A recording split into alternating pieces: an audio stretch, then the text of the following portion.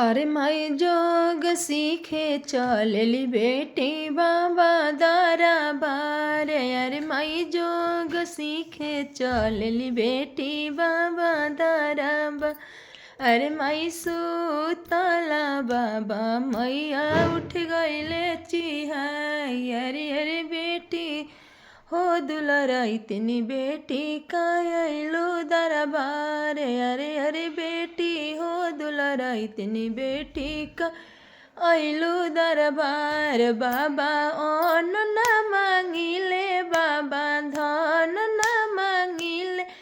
बाबा चढ़ाते लगनिया सोहाग मांगिले। बाबा चढ़ाते लगनिया सोहाग मांगिले।